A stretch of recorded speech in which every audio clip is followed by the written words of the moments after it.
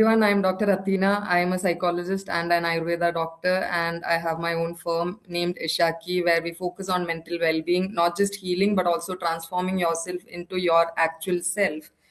So, when we talk about women, I love women to be honest, because women are the strongest people that I've ever met in my life, because we've been through so much, we carry so much, a lot of expectations, we carry so much, and we don't get the enough validation for this.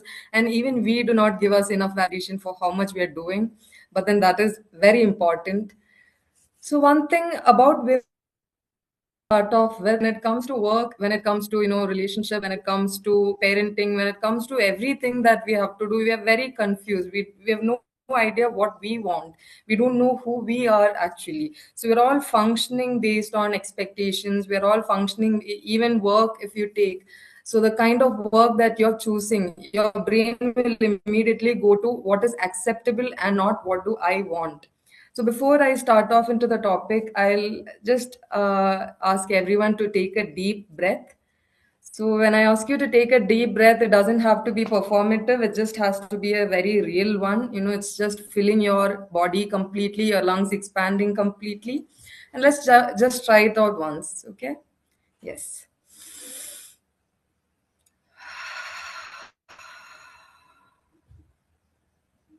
Once more.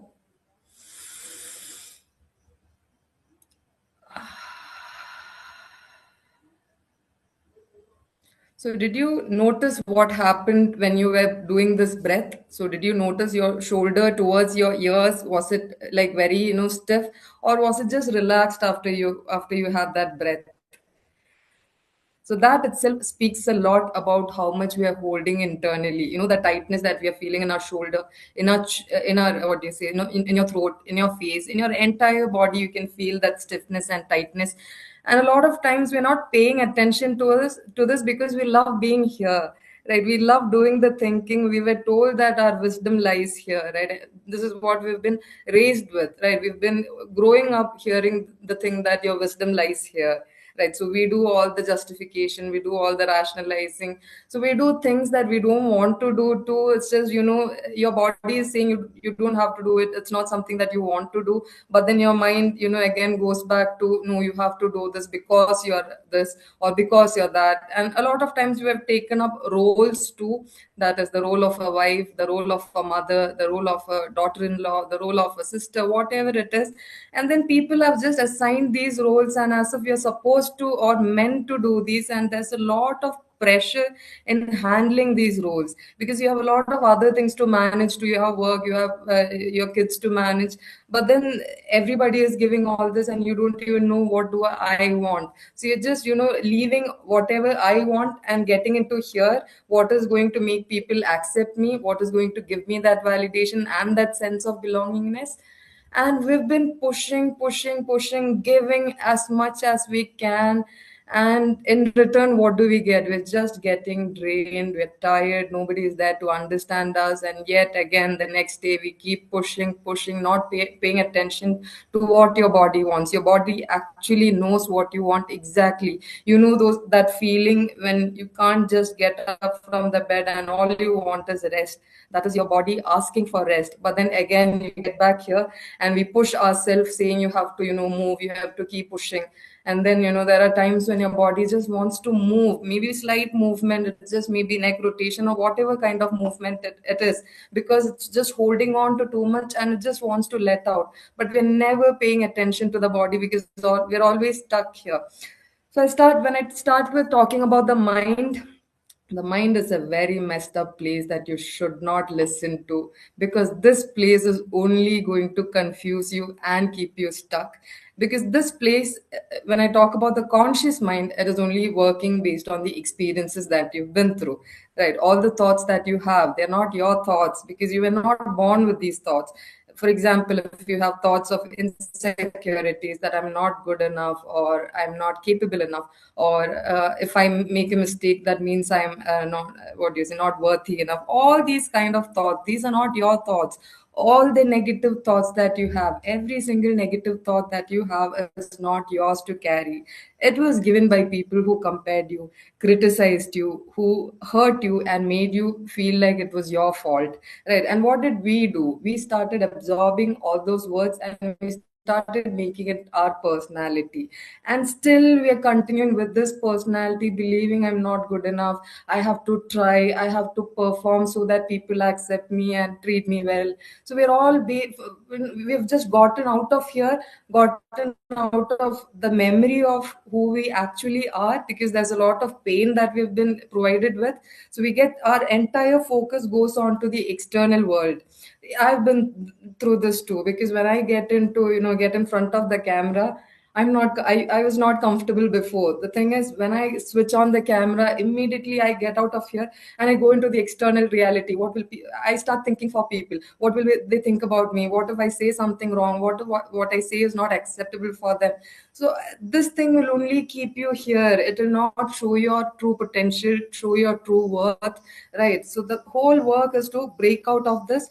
So you don't have to do anything to break out of this. So the first thing that we need to remember is all the negative thought that we have is not ours to carry, right? So ever since our childhood, there was nobody to tell us otherwise, right? It was not your fault. There was nobody to comfort us with good words. So what did we do? We started doing the thinking, because especially when it's family or people close to us, and they make us feel a certain way when they put us through difficult situations, we don't blame them, we don't question them, we don't question authorities or bigger elders, because we believe they are right, right? So we start thinking there is something wrong with me.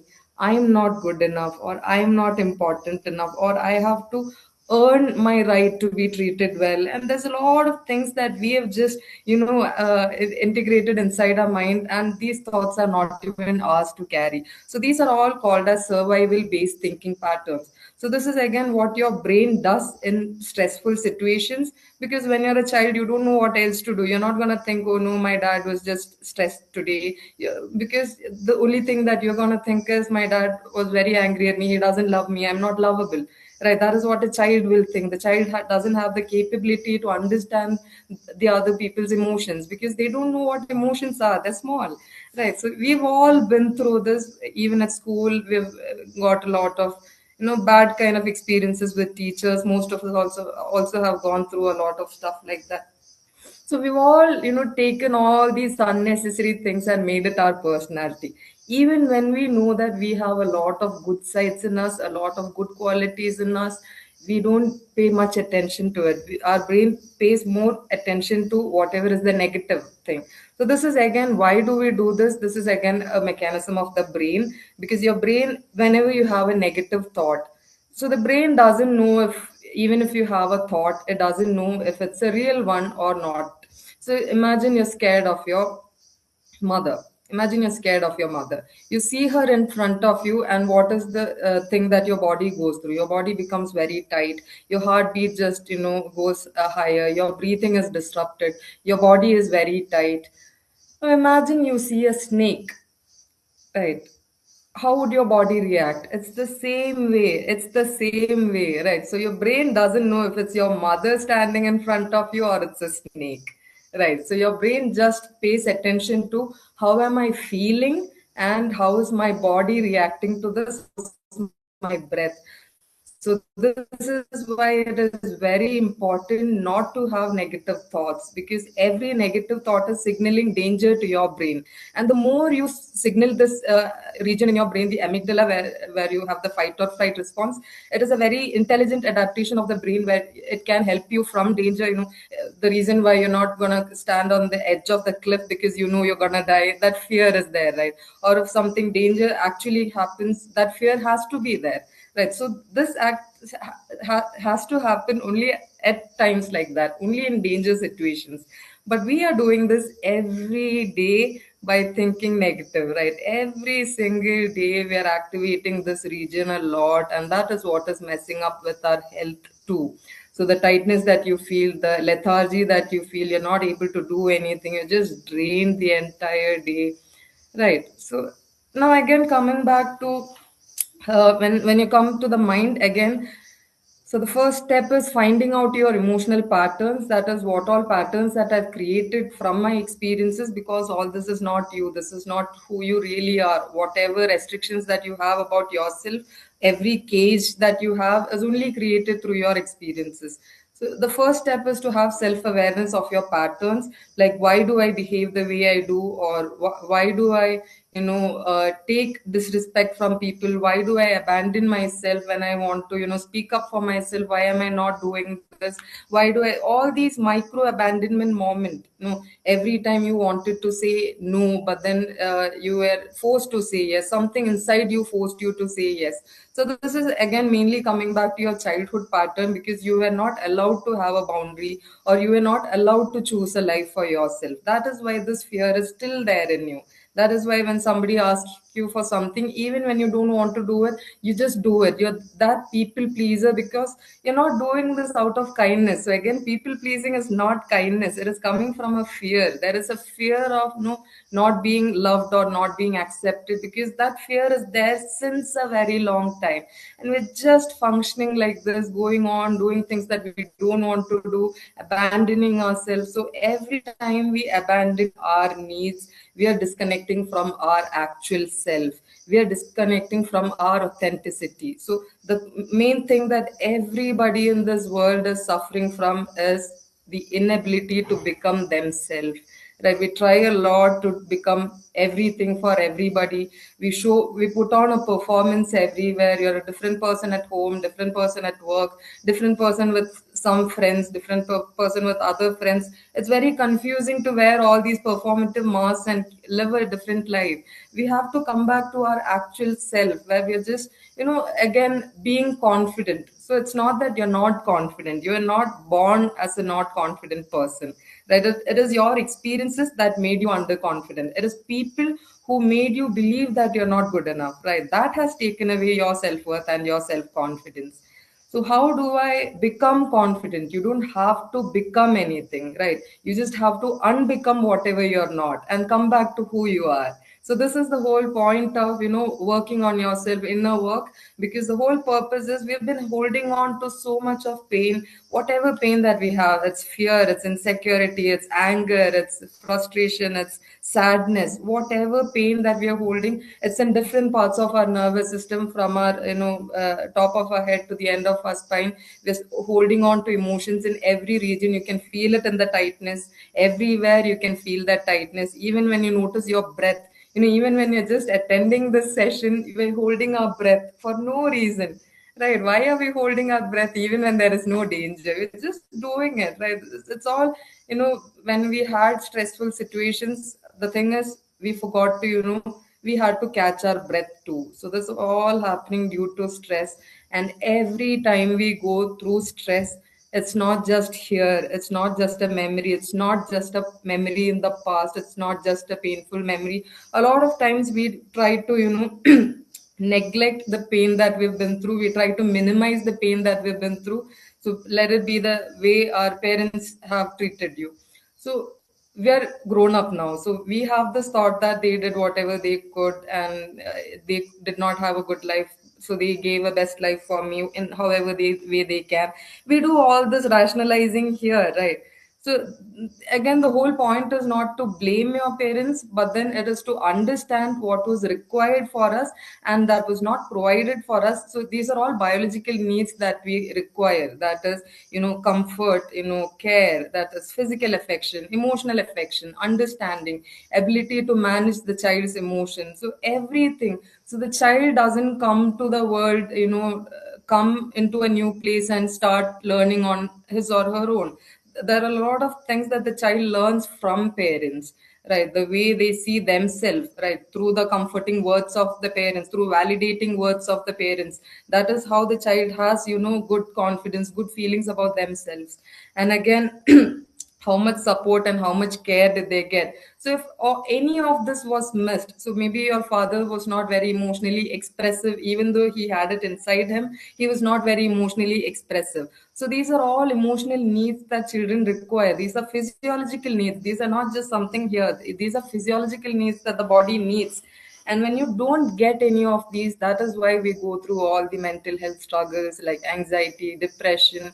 And a lot of times when we keep abandoning our needs, we just stop listening to our body and just keep functioning from here, taking all the pain. It's okay, I can do it, I can take more pain. You're just, pushing yourself to take more pain. So the whole purpose is not to take more pain, the whole purpose is to take more light. So we're not thinking about that, right?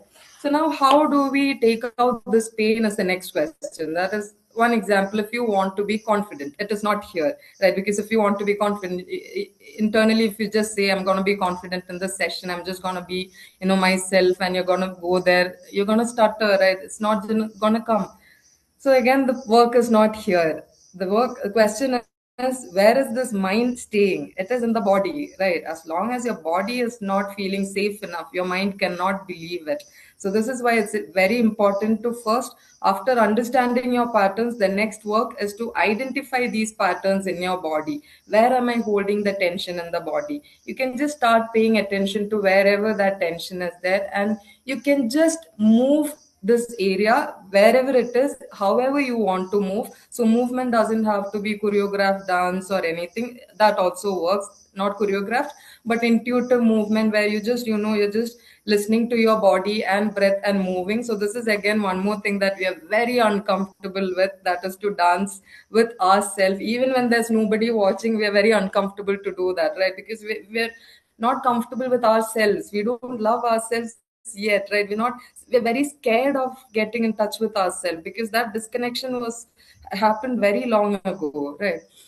So then you slowly come back to your body, get out of this place, because this is a messed up place. This is only going to give you more pain and confusion and not give you any clarity on what you want, what is good for you, what is not good for you. So again, the question about what is right and what is not right for me shouldn't happen here. Right. This will again keep you confused. I like this work. I like that work. I like these things. I like that things. Now you're confused. What do I want? Right. So what do you do? So you try to see the pros. These things will give me that too. These things will give me family's validation too, and all. You try to balance from every aspect. So again, when you choose a work too, it has to be very calculated. It has to be very important. What kind of work do I get into? Especially for women who are on a break, it's a very good time to reflect on what you actually want for yourself, rather than just jumping into a work where you're getting all the titles, you're getting the validation, but you feel that hollowness in your chest. It doesn't just feel like myself, it doesn't feel right for me. It's just everything else is happening, it's paying my bills, it's making others happy, but then still something is missing internally inside me. Is this something that I'm best aligned with? So now, how do you find your purpose? Is the next question. What is my purpose, or where should I go to? Should I get into? So again, now here we come back to our inner child and our, things that we used to enjoy in the past, right? Because that itself can help you find the best career for you, right? So in your childhood or in your past, maybe there's something that made you actually feel like yourself. For a lot of people, we used to be that extroverted confident person. After a few period of time, we became more closed and guarded because of all the situations that we've been through. I feel that's something that happened with a lot of us in the past few years. We had to guard ourselves and shut down from our actual self. So before this happened, before all this pain happened, there was a real you, right? Who was confident in something that you did. Maybe it's dancing, maybe it's singing, maybe it's instruments, maybe it's modeling, maybe it's anything, architecture or whatever it is, sketching, whatever, where you felt like when you were doing it, you are not here, you're here.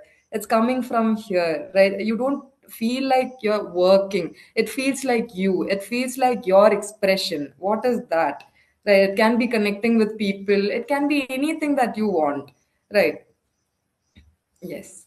So this is again how we realize what is good for us and what is not. And again, every decision that we want to make, we are very confused because we are here. So whenever that happens, the only thing that you need to do is immediately get out of here and come to your body, because your gut region, your gut is called as the second brain. but we're only paying attention to our first brain. I would suggest that your first brain should be your gut, because your gut is the only place that you can trust. It will always tell you what is right for you and what is not, by making you feel safe and unsafe. You know, that confusion you feel internally, even when your mind is trying to rationalize, but you are just going along with this because you have been here since a very long time and you've not been here, right? So the whole purpose is to come back to your gut. Ask yourself, even with people, this we take on a lot of people, you gather a lot of friends who are not even good for your well-being, right? You should be very careful about who all are there in your circle, because they can affect your nervous system and your health very badly. In the environments that you stay, do you feel safe and comfortable and yourself when you're there, or do you feel very uncomfortable, uneasy when people are coming, you're just guarded, trying to put on a mask? So these are all things that you should pay attention to, and you should not be in environments like that. What you are supposed to do is make safety come into your body and feel safety as much as you can, create safety as much as you can. You can go for a walk, you can do movement, you can write, you can journal. So everything that makes you get into that flow where you're just getting out of here and coming back to presence, that is what can create safety inside you, and that is what will give you the clarity for everything in your life, be it work, be it what do I want for myself, be it relationships, be it what should I do in my life for myself, what is it that will actually make me happy when I'm doing it, what is the kind of work that I want to get to. All of these answers you will get when you get out of here, and spend as much time as you can with your body and breath. So as much as you can, try to relax your body. Every time you notice you getting stuck here, you can come back into presence, because that will give you the entire clarity that you need in your life. Yes, thank you. Awesome. Thank you. Okay, so women, the thing is, we've been conditioned to, in a very strong way, we've been conditioned to become a good child. That identity is something that is very hard to break out from. That since a very small age, we've been had this thing put in our head to be a good person. And what is good person according to them is you not choosing yourself, you abandoning your needs and making everybody else happy, is what they mean by being a good child. Right, that Right. is a trap. Being a good child is a trap, and we've been trying to stick on to this identity since a very long time. Even in our marriage, even in front of your in-laws, we all just want to be that good person, because ever since childhood, this is what is stuck in our brain: be a good person, be a good person. Don't be a good person, be a real person, is what I would say. This is why women has to understand this, because men were taught to be themselves, even though they were Right. not allowed to be expressive or vulnerable. They were allowed to choose things for themselves. But for women, Yes. there's a lot of limitation. There's a lot of everybody around them taking decisions for them, when they are the ones they should make the decisions for them, because they are the only ones who knows what is right for them, and it is not anybody around them who knows what is good for them. So this is why Absolutely. women need to have a bit more of clarity and come back to what we all are, how powerful we all are when we come back to our actual strength, and follow your path with absolute confidence. So this is why women. Uh, Yes, okay. One sentence I would say is express yourself, whatever it is, whatever mm, emotion it is. Don't take it in, don't project it outside, but express it in a healthy way, however way that is. And instead of emotionally reacting, we should start intellectually responding. That is, we have this for a reason, and that should function logically and not emotionally. So your reactions should be more of response instead of reacting. So it's always paying attention to your emotion, never judge your emotion or neglect your emotion. So it is again not to absorb it or to project it, but it has to be released. That has to be done. And this is why expression is very important. The reason that we are all going to, even depression is coming from a lack of expression, if you would have noticed. We are not able to be ourselves. That is why we become yeah. depressed, right? We're not able to live the life that we want or express the way that we want. That is why we go into depression, right? So everything is about expression. It is your love, your your care, whatever it is, or yourself too, that should be expressed. And the love, before you seek it from externally, or whatever that you're seeking from externally, remember that it is not your partner's job, it is not your kid's job, it is not anybody's job to make you happy. This has to happen from internally. So whatever that you're seeking from externally, be it validation, be it belongingness, be it respect, understanding, love, care, whatever that you're seeking, and you're trying to attach people based on that, don't do all that, because you're giving that control to people to, if they come, you're happy, if they leave, you're sad. This thing keeps happening. So it should be like we have to be full from internally, because if we are not, half coming together. Even when you take your partner, it's not two halves coming together. That's wrong.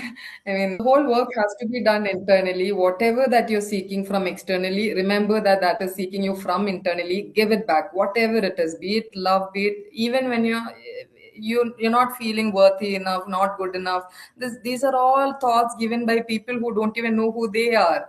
Right. So come back to who you are. So you don't have to do anything. You just have to remember who you are by unbecoming whoever you are not. So come back to yourself, speak your truth, live the way you want, because nobody cares in the end. Nobody cares. You're so scared of people judging you, people, not accepting you.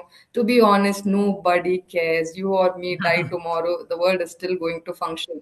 It's not going to make any difference. This is our only life, and just do whatever that you want to do. Just speak everything from the heart. Just be open to it, and give everything for yourself to whatever that you want from the world. First, give it from within you, so that when you give to the world, it comes from a full cup and not an empty cup where you're just giving and getting drained.